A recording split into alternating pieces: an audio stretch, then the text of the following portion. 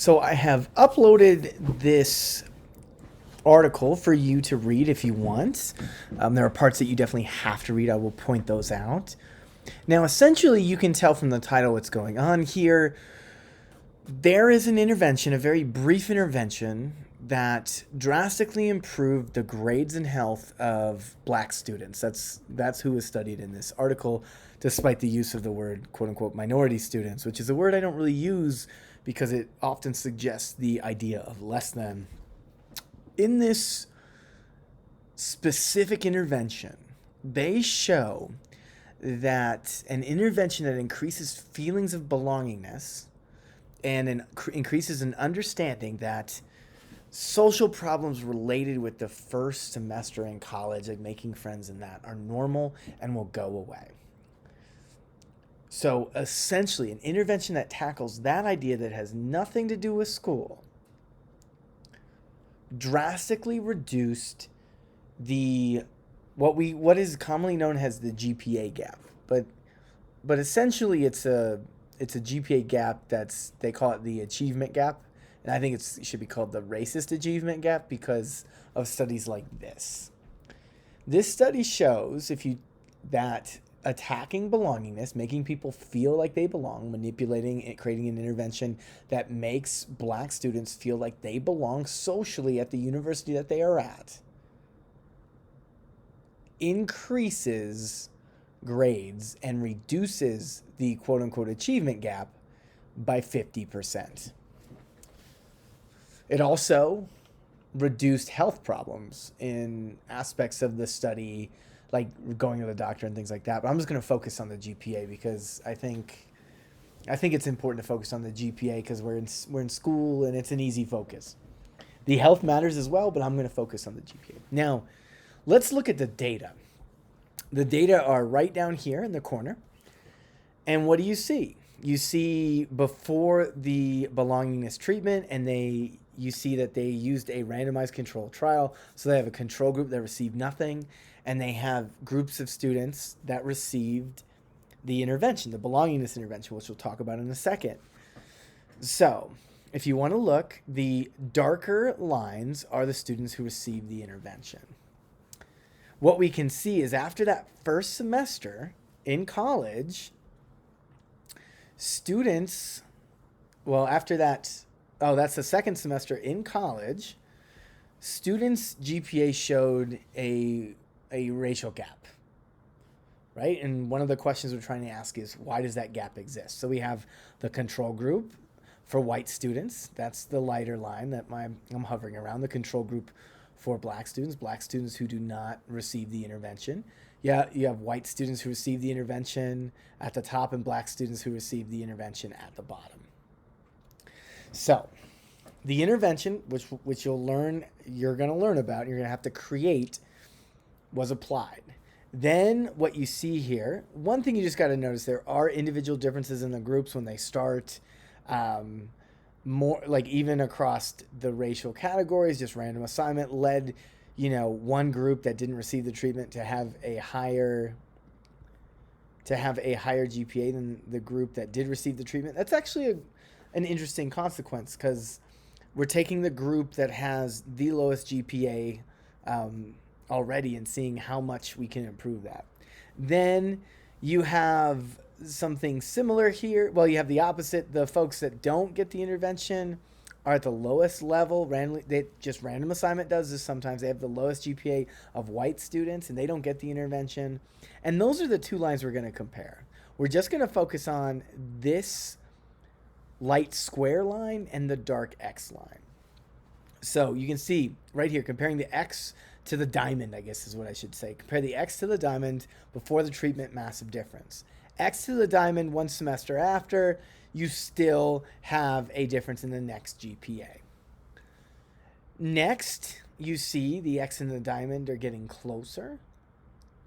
Next, the X and the diamond are getting closer, or staying about the same. The X and the diamond about the same, maybe a little differentiation, and then the X and the diamond are identical and identical. By the time senior year comes around, this intervention scientifically reduced the gap completely for senior year in GPAs between white and black students. That belongingness intervention worked really well. Across the course of 4 years, that gap was reduced by 50%. Now, you can see what happens when you do not have the intervention, right?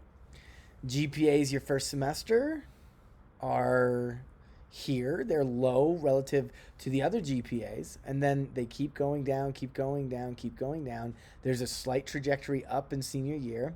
Junior and senior years, when things start to click, college starts to make sense, becomes easier to get grades. Particularly if you've ever been a junior or senior in class with first years, there's a learning process that happens. But ultimately, overall, when we are looking at this data, we are seeing that there is a very simple intervention that takes a while to take effect. Now, why does it not work overnight? I think it kind of hits you a little bit later. It's like, okay, I don't feel like I belong, but these other people said, well, we'll talk about it. I don't feel like I belong. There's an intervention that increases belongingness. We'll see what it is. And I start feeling I belong, and then it's not an automatic change between belongingness and grades going up. Belongingness is going to make you interact with professors more. It's going to make you interact with other students more. It's going to really improve your approach to school. It's going to make you not feel like you're alone, and that approach is going to take a while for it to hit, for it to change behavior and things like that. So ultimately, I think these are real important understanding that this stuff is not instantaneous. And just like the lack of belongingness was not instantaneous, it's been devised and set up through a system that does oppress. So we have an oppressive system that makes students feel like they don't belong. And this creates, according to this research, half the achievement gap. Half of the achievement gap is due to a lack of feeling of belongingness that has nothing to do with grades. That shouldn't have anything to do with grades. It does, but it shouldn't. It has nothing to do with intelligence, has nothing to do with ability, has nothing to do with should have nothing to do with performance, but it does, right? These are all things to be aware of. This study should really open your mind to like, wait, the world is more complicated than I think it is. And in fact, the thing I want to say to everybody in here, just logically as a scientist, because I'm kind of a weird person sometimes myself, is we have a 60% acceptance rate. You were accepted to this college because you belong here, right? This process ensures that you belong here. Now, additionally, one of the downsides of me telling you about this study is I can't use it on black students in this class to help improve GPA. So we need to really use our controlled processes and start to really challenge this idea and these feelings of lack of belongingness. At the very, very basic core, I think we all need to recognize that we belong at this university. We passed the application process. Beyond that, I think we need to also recognize that this belonging process matters, and feeling like one does not belong is going to drastically impact grades. And this feeling of belongingness is created by a racist system that surrounds us, this nation, likely this world, if you have done as much research as I have. And it's something that we have to actively fight and battle. And so these are things that I really want you to be aware of.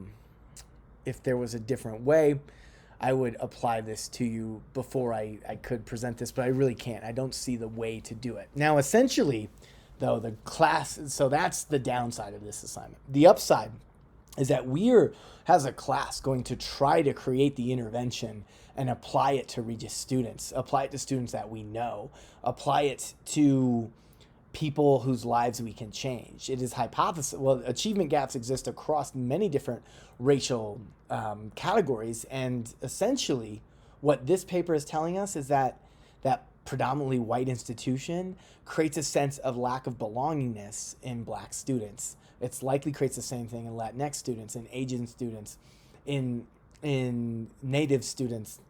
And so Native American students, excuse me, and indigenous peoples as well. And so these are things that we have to battle, that we have to dismantle. And we can't wait for an institution to do it. You know, we can't just wait, oh, this science exists, the institution is going to do it. No, we are agents of change, and this is what social psychologists do. We find this information, and then we apply it wherever we can. If we had more power, we'd apply it in social policies and programs, but we do not have that power. We're going to create it and apply it amongst our friends and family and wherever we think we can apply this. Now, my guess is this is happening from a very young age. This lack of belongingness probably happens in high school, probably happens in junior high, probably happens in elementary school, probably happens along the way. So we need to really work on creating a sense of belongingness in Black students, and likely, well, not in this study, but other studies have shown that this works for other students, Latinx students, and for Native American students and indigenous peoples. There is evidence that suggests that this intervention definitely can work. Asian students as well experience a lack of belongingness. This lack of belongingness matters. Okay, so what did they do? Well, this is a Science magazine article, so it's not written in the traditional intro methods results form. The intro methods results are kind of all mixed together, and it's really, really short. So I'm going to show you where the methods start. So it starts about right here's where they're talking about it on this second page, and then it gets right here. What did the intervention do? And you got to try to make the intervention happen without having the direct details, or you can start to try to find the supplementary details that have the direct details. But I want you to create something that takes this idea and increases belongingness in Black students at Regis, in Latinx students at Regis, in Native American and indigenous students at Regis, students from indigenous backgrounds, excuse me. I want this to happen. If we can drop the achievement gap by 50% with a belongingness intervention, come on, let's do it. We not only come on, let's do it. We have an ethical and moral responsibility as humans to do this. So this is how we're going to fight racism today. So what does this intervention entail? So we were down here. The intervention provided students with a narrative, that's a story, that framed social adversity in school as shared and short-lived. So that's the goal, right? So narrative, you all are going to be telling your stories about how you've experienced social adversity, lack of belongingness, and it was short. It was shared, and you had it, and it's short-lived. The message encouraged students to attribute adversity not to fixed defects unique to themselves or their ethnic group, but to common and transient aspects of the college adjustment process. Now, I'm going to say something here. If you are a white student trying to create a belongingness intervention, right, one of the things that you're going to struggle with is saying this is not due to your ethnic group. In fact, it may just be better for you just to not say anything about the ethnic group at all, because it's just not your place to talk about that, and it's not going to be very convincing. So we'll get that out of the way, but by you presenting that you're experiencing the same thing, in essence, that is showing that this is not due to one's quote-unquote ethnic group. Upon arrival in a research lab, participants read a report of the ostensible results of a survey of more senior students at their school. So this report is going to, probably provide some statistics that are easy to understand, but also narrative. Stories are more powerful than statistics.